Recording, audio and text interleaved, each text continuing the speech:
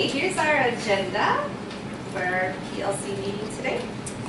I also noticed that Carrie was kind enough to put it up on the smart board. Thank you, Carrie. Thank you.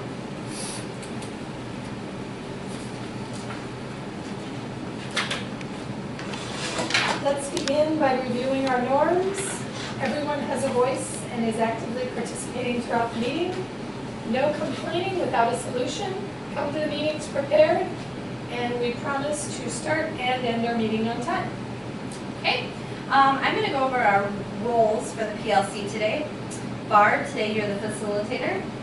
Carrie, you're our data keeper tech person. Julie, you are the communicator and recorder today since Ashley's not able to be with us. Okay. I'm the timekeeper. And Susie, you are our support person.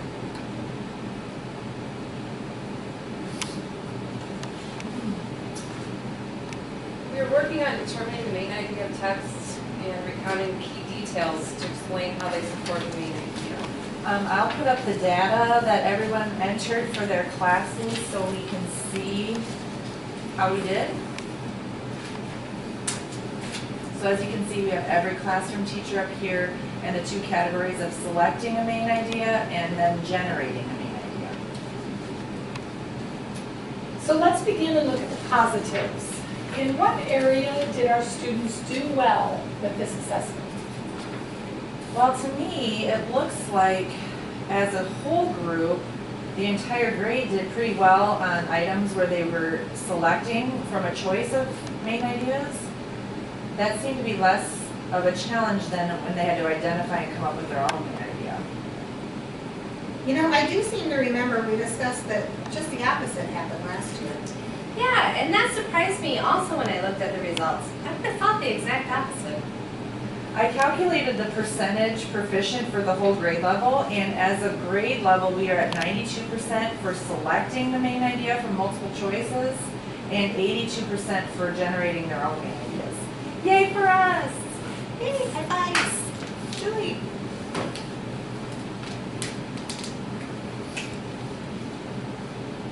Well, I guess since I'm the first class up there, I noticed that my students did do better on selecting the main idea than they did on identifying and recording their own. Mine were pretty much divided with those results. I had one in each area that needed a little bit more time. My class did well with selecting the main idea, and all but two are proficient in identifying and recording their own. Well, you can see that my students definitely need additional time and instruction in both areas. So let's move to instructional strategies. Who discovered a practice that helped our kids learn this better? Julie, could you share with us exactly what you did? Because your instructions seem to get the most effective results. Sure. This time I used the main idea bags for the first time, and I felt that really helped my students cement their learning from that initial focus lesson. I also used that graphic organizer from back in Angela Meyer's days where we related their thinking to an orange. And that seemed to work well in scaffolding my students to independence this year. Most students seem to struggle when they were asked to generate the main idea. Is there something you guys think as a whole that we did differently this year with our explicit instruction that would have resulted in the different scores from last year? I believe we spent more time in the we do portion of practicing the selecting the main idea, so students were more comfortable than the generating part. But it seemed to strengthen their ability to pick from choices, but it didn't carry over as we had hoped for generating the main idea.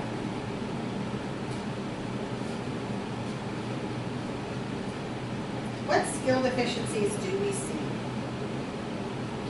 Well, we have students still struggling with comprehending well enough that they are unable to select the main idea from choices that are given. We also have students that can successfully select from choices, but then unable to generate from the main idea. Wow, I can see that we have students that need support in both areas. It seems that selecting from choices is a lower level task, so students that could not do either we'll need to start back at selecting the main idea from choices. So what patterns do we see in the mistakes, and what are those patterns telling us? Let's divide the students into groups by those that couldn't select, those that couldn't generate, those that couldn't do either, and those are proficient to start with. I will go to the board and write the 4 categories. Okay, and I will put them into a spreadsheet and Google Docs. While you guys put them up on the board, I'll enter them in. Thanks.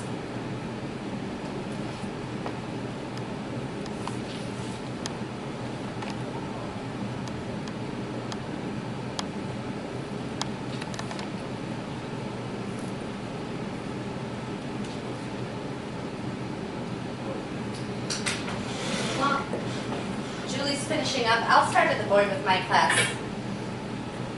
So, I already put them on Post-it notes so it would move a little faster. I have Brian got a 3 out of 5 on selecting.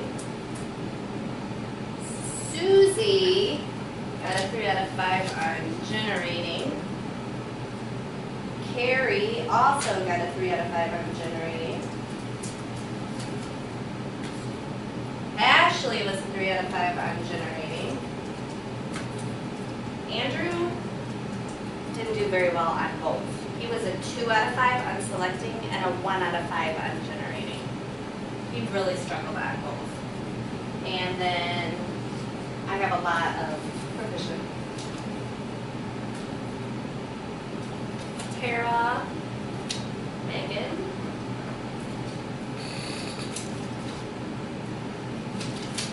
Brandon, and Jacob. They actually did well when we gave the pre-assessment on the test.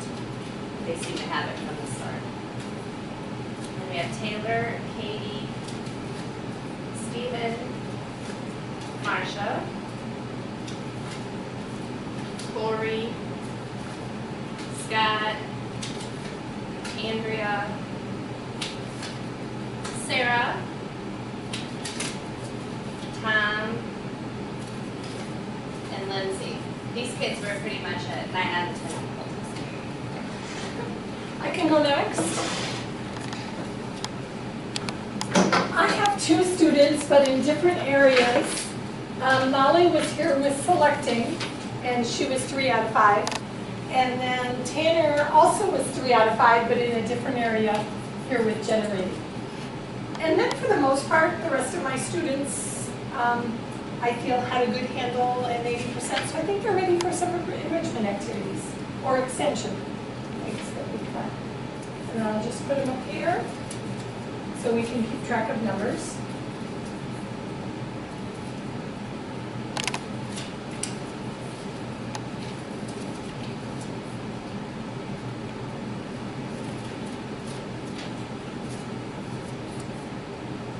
I'm gonna go ahead and start mine. Yeah, that would be great. Okay. I have 2 that were not proficient in generating. I'm gonna keep Bill in that one.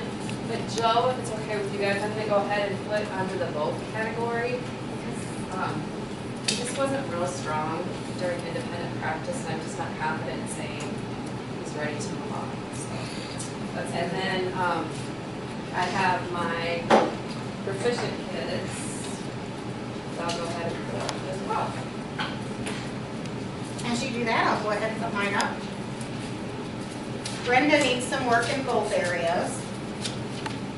Who was that, Brenda? Brenda. Okay. As does Sydney.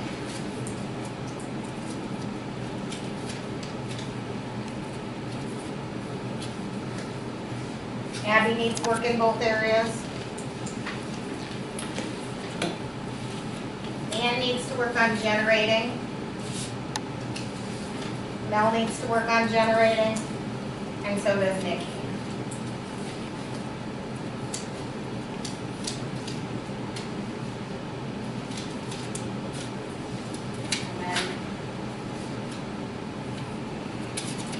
I had some kids that were proficient in both areas, and they're definitely ready for some extension activities.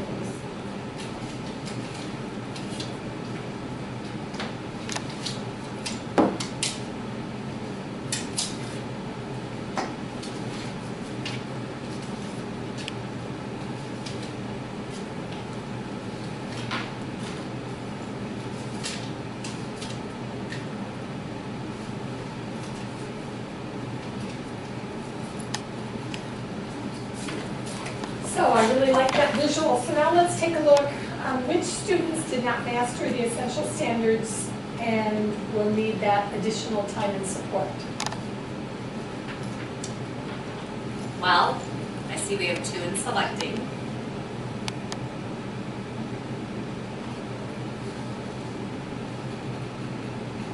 We have 8 students that need additional time in instruction with generating and recording the main idea. It looks like we have 5 students that need support in both areas. What intervention should we provide to address these skills? Julie, it looks like your class did really well. What strategies do you think worked the best in your classroom? Well, as I mentioned, those main idea bags that I tried for the first time this year, I think that helped to start with, and then I did a focus lesson comparing finding a main idea to eating an orange. And then we referred back to that focus lesson every day to start each new lesson and use that graphic organizer consistently throughout my lessons. I also found those graphic organizers that we had shared when we started our instruction. Those really, really helped to scaffold the understanding for the students that needed that. And so I'm thinking, Julie, that because your main idea bags were so effective with your class, do you think you could lead the intervention group using this strategy for those students that weren't proficient in selecting the main idea? I can do that, sure. Barb, it looks like your class did really well in generating main ideas. Would you be willing to take that intervention group? Sure, works for me.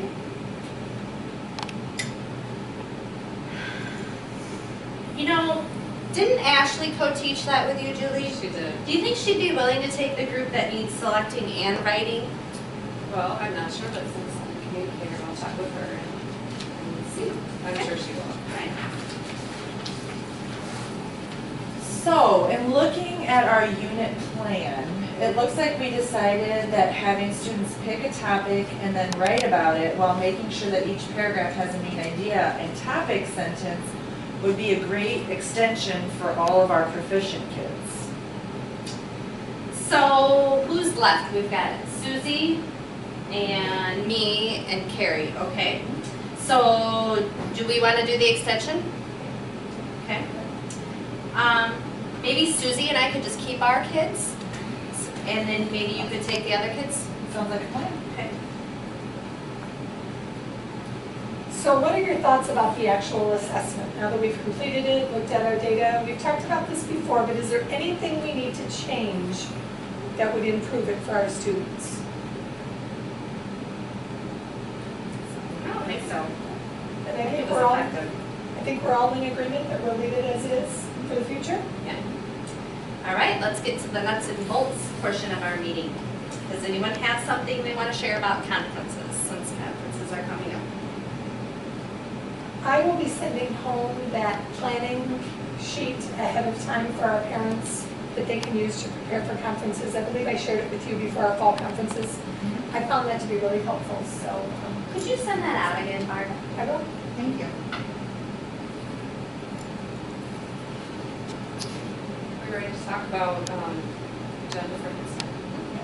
All right, next week we'll be discussing the results of the multiplication assessment, and will everybody be ready to share their data and strategies by then, or do we need some more time? I'll be ready. I think I'm getting it on Monday.